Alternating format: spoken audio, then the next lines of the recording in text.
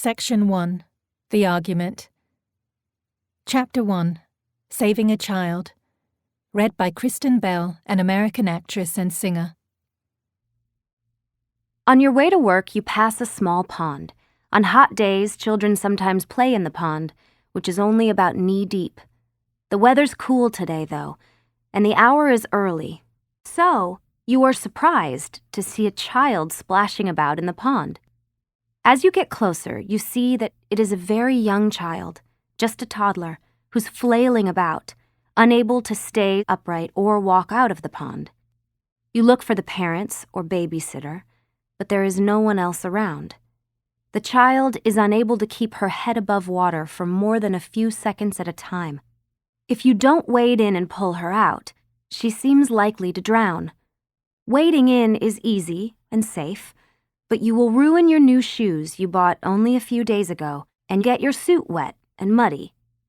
By the time you hand the child over to someone responsible for her and change your clothes, you'll be late for work. What should you do? I teach a course called Practical Ethics. When we start talking about global poverty, I ask my students what they think a person should do in this situation. Predictably, they respond that you should save the child. What about your shoes? And being late for work, I ask them.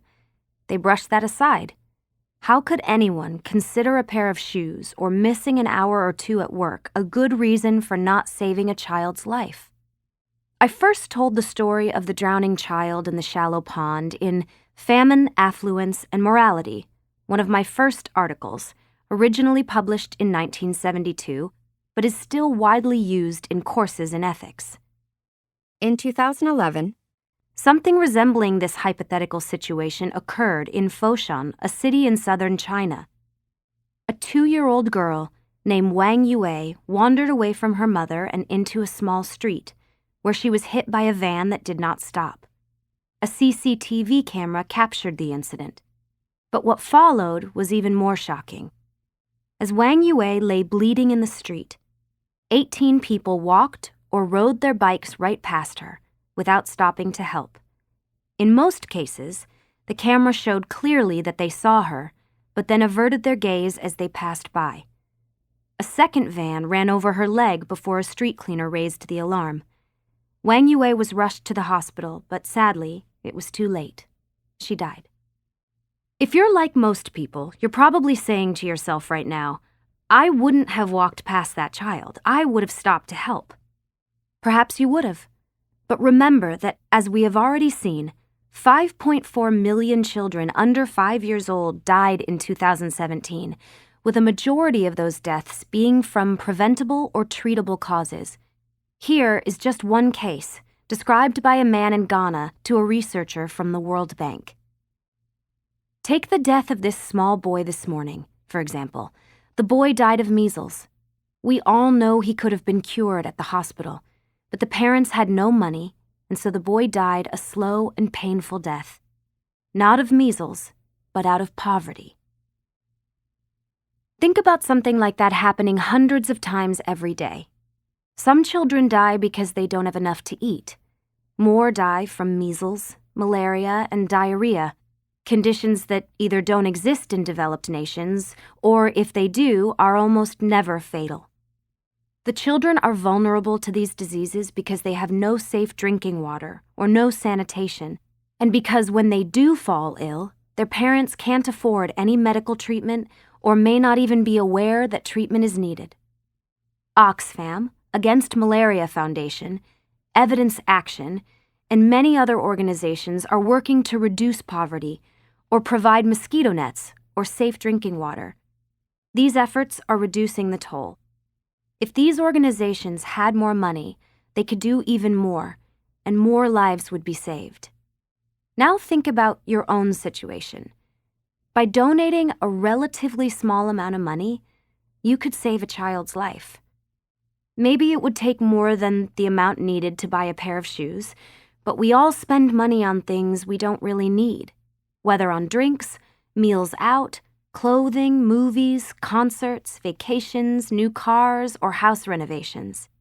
Is it possible that by choosing to spend your money on such things rather than contributing to an effective charity, you are leaving a child to die, a child you could have saved? Poverty today.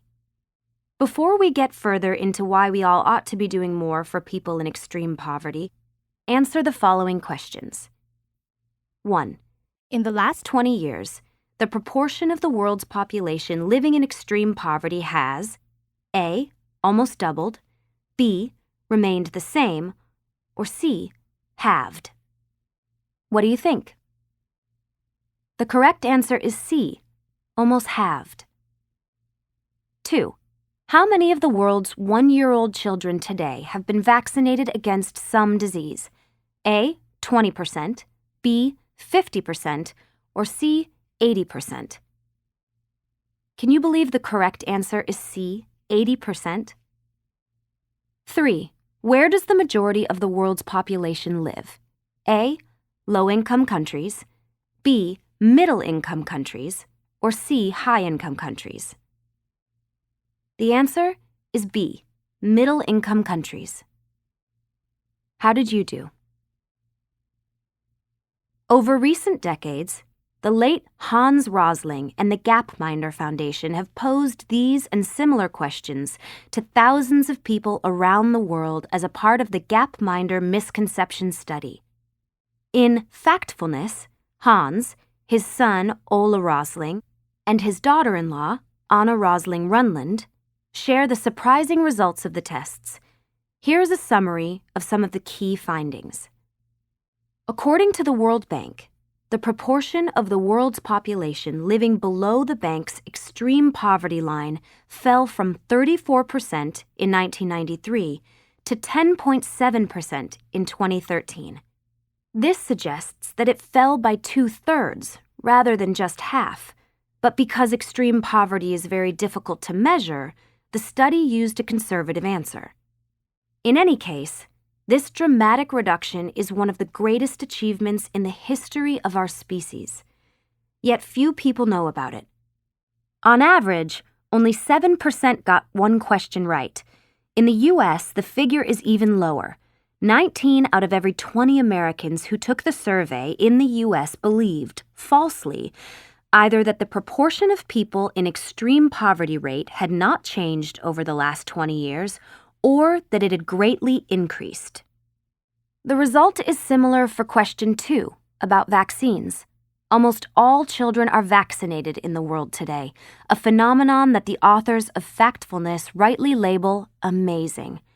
Again, very few people, only 13%, were aware of this important success in protecting the health of children all over the world. By now, you can probably guess that most people also get the third question from the Gapminder Misconception Study wrong. We have become used to dividing the world up into developed and developing countries, which leaves no space for the middle-income countries in which 3/4 of the world's population lives. If we add that to the people living in high-income countries, we reach 91%. That leaves only 9% living in low-income countries. And of course, not all of them are in extreme poverty, but that's no ground for complacency, because large middle-income countries such as India and Nigeria have very unequal distributions of income, with many millions of people living in extreme poverty. As we shall see in Chapter 3, many people don't give to charities that seek to reduce extreme poverty because they believe that it is a hopeless task and that we are making no progress. This is why it's vital that more people learn about the impressive progress indicated by the answers to these questions. It's also essential that we listen to the people living in extreme poverty and find out what they are experiencing and what they would like to change. A few years ago, the World Bank asked researchers to do just that. They were able to document the experiences of 60,000 women and men in 73 countries. Over and over, in different languages and on different continents, poor people said what poverty meant to them and what poverty prevented them from doing. You are short of food for all or part of the year, often eating only one meal per day. sometimes having to choose between stilling your child's hunger or your own, and sometimes being able to do neither. You can't save money. If a family member falls ill and you need money to see a doctor, or if the crop fails and you have nothing to eat, you have to borrow from a local moneylender, and he will charge you so much interest as the debt continues to mount that you may never be free of it. You can't afford to send your children to school, or if they do start school, you have to take them out again if the harvest is poor. You live in an unstable house, made with mud or thatch, that you need to rebuild every 2 or 3 years or after severe weather. You have no nearby source of safe drinking water. You have to carry your water a long way, and even then, it can make you ill unless you boil it. But extreme poverty is not only a condition of unsatisfied material needs. It is often accompanied by a degrading state of powerlessness.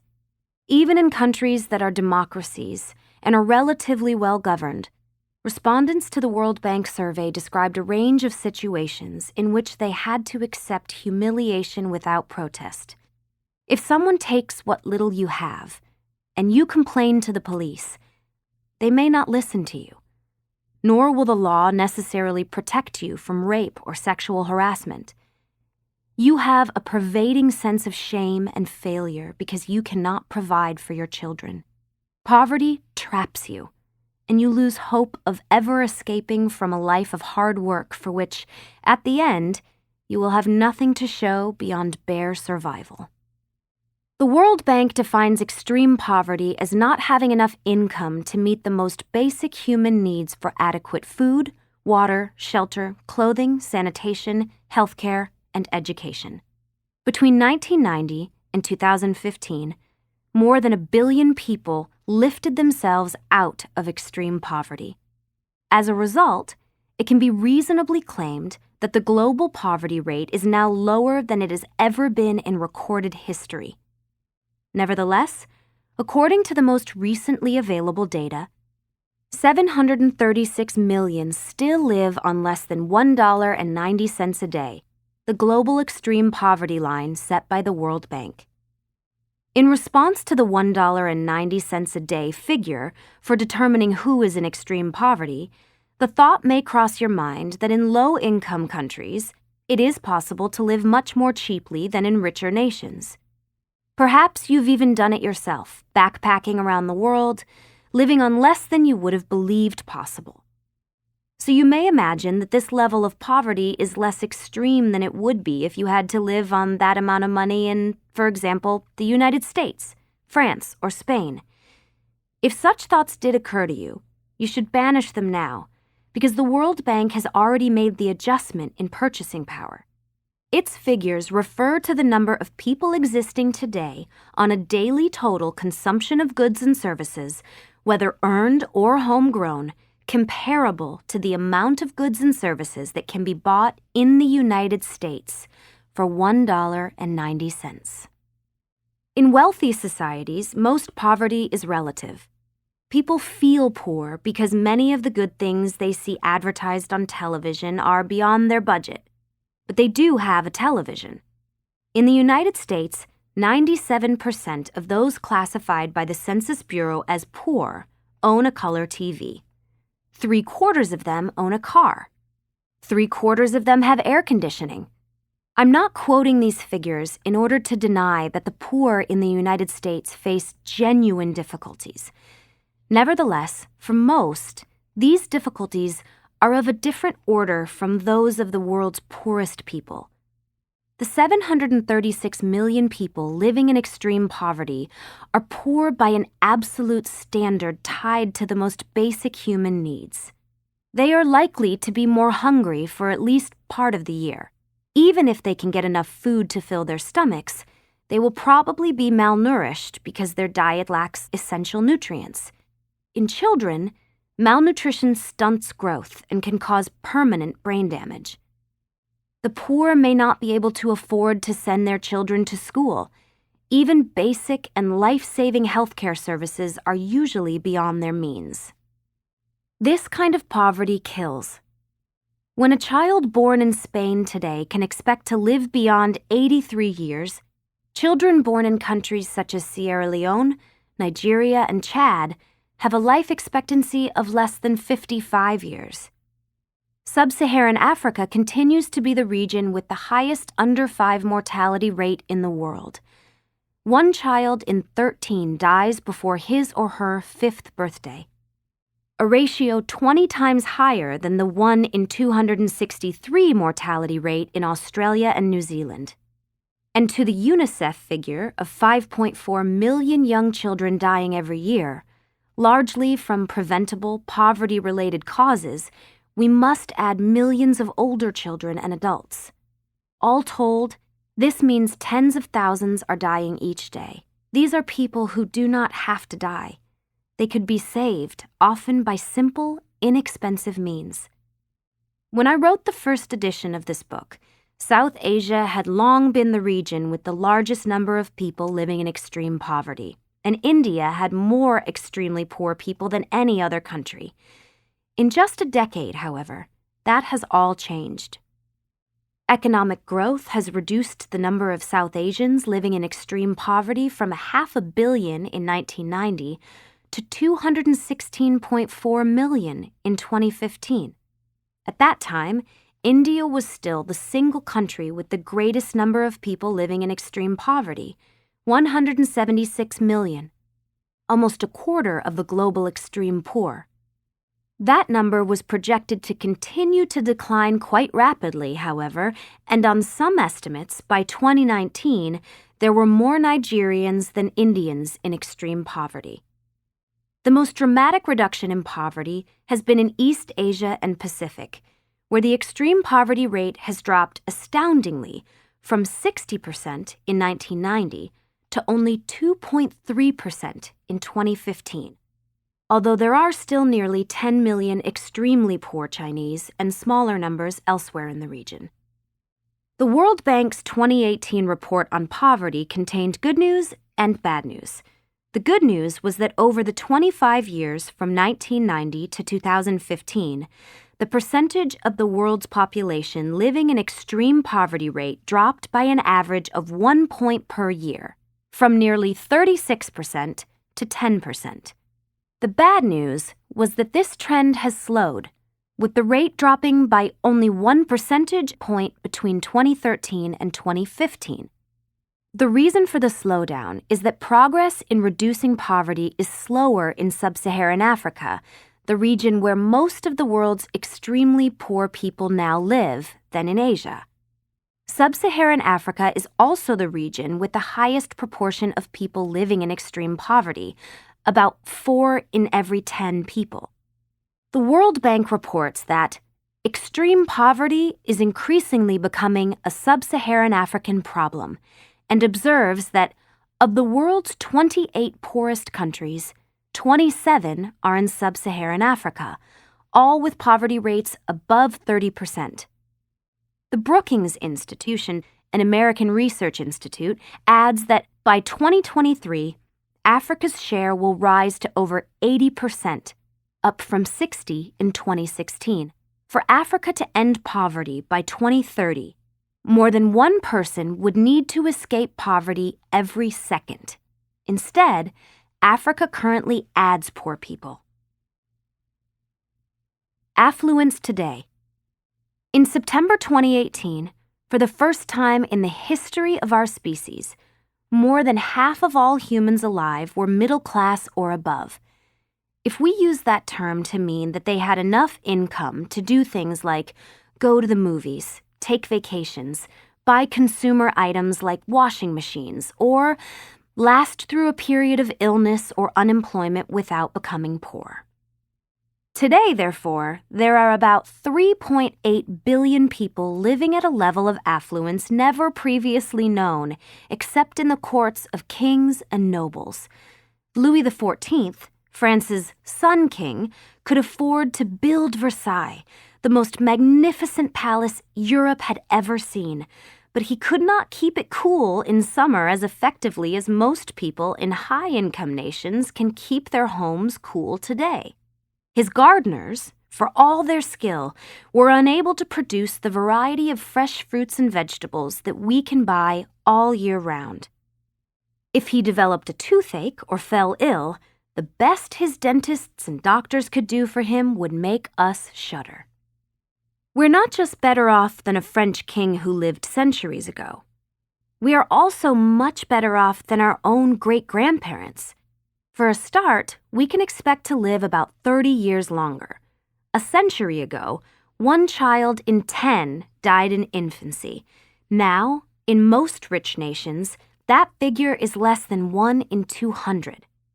Another telling indicator of how wealthy we are today is the modest number of hours we must work in order to meet our basic needs. Today, Americans spend, on average, only 6.4% of their income on buying food. If they work a 40-hour week, it takes them barely 2 hours to earn enough to feed themselves for the week. That leaves far more to spend on consumer goods, entertainment, and vacations. And then we have the super rich, people who spend their money on palatial homes, ridiculously large and luxurious boats, and private planes. In 2019, Forbes calculated that there were 2,153 billionaires in the world, nearly double as many as there were 10 years ago, and they keep getting richer, widening the gap between themselves and ordinary wage earners. To cater to such well-to-do people, in December 2018, Boeing business jets launched the BBJ 777X, a new Boeing business jet model based on the Boeing 777 that can fly more than halfway around the world without stopping. The price? $450 million for a green aircraft. And no, that doesn't mean one that has 0 carbon emissions. It means the plane without the interior fitting. Adding the interior, which is designed to the customer's specifications, will cost another $25 to $50 million. In commercial service, this plane will seat 365 passengers. The private version might carry 35. Price aside, owning a really big airplane carrying a small number of people is a sure way to maximize your personal contribution to global warming. But for conspicuous waste of money and resources, it is hard to beat a luxury yacht. As Business Insider reported in 2017, it has become normal for the world's wealthiest individuals to drop millions, even billions, on lavish super yachts. Billionaires compete to be the owner of the largest private yacht, a title held at the moment by Sheikh Khalifa bin Zayed Al Nahyan, the Emir of Abu Dhabi and owner of Azam, which, at 180 meters long, edged out the previous largest, Eclipse, owned by the Russian billionaire Roman Abramovich. Azam is estimated to have cost $400 million. It has accommodation for 36 guests. These super yachts are also highly polluting because they use huge amounts of diesel fuel. Azam's tanks hold 1 million liters of fuel, or 20,000 times as much as a typical small car, and more than 5 times as much as a commercial airliner. While I was working on the first edition of this book, a special advertising supplement fell out of my Sunday edition of the New York Times, a 68-page glossy magazine filled with advertising for watches by Rolex, Patek Philippe, Breitling, and other luxury brands. The ads don't carry price tags, but a puff piece about the revival of the mechanical watch gave guidance about the lower end of the range. After admitting that inexpensive quartz watches are extremely accurate and functional, the article opined that there is, quote, something engaging about a mechanical movement. Right, but how much will it cost you to have this engaging something on your wrist? Quote, you might think that getting into mechanical watches is an expensive proposition, but there are plenty of choices in the $500 to $5,000 range.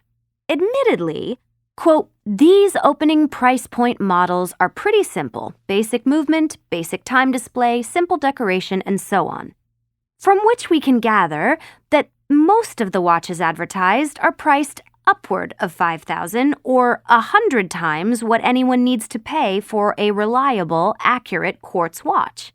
That there is a market for such products, and one worth advertising at such expense to the wide readership of the New York Times, is another indication of the affluence of our society.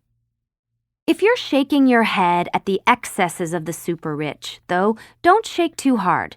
Think again about some of the ways Americans with average incomes spend their money. In most places in the United States, you can get your recommended 8 glasses of water a day out of the tap for less than a penny. Yet millions of people regularly opt for store-bought, where a typical bottle of water costs about $1.50, and some brands, such as Fiji, imported all the way from the Fiji Islands, will set you back $2.25 or more. And in spite of the environmental concerns raised by the waste of energy that goes into producing and transporting bottled water, Americans are buying more and more of it, boosting the total to 13.7 billion gallons in 2017. Think, too, of the way many of us get our caffeine fix. You can make coffee at home for pennies rather than spending $4 or more on a latte. Or have you ever casually said yes to a waiter's prompt to order a second soda or glass of wine that you didn't even finish? When Dr. Timothy Jones, an archaeologist, led a U.S. government-funded study of food waste, he found that 14% of household garbage is perfectly good food that was in its original packaging and not out of date. More than half of this food was dry packaged or canned goods that keep for a long time.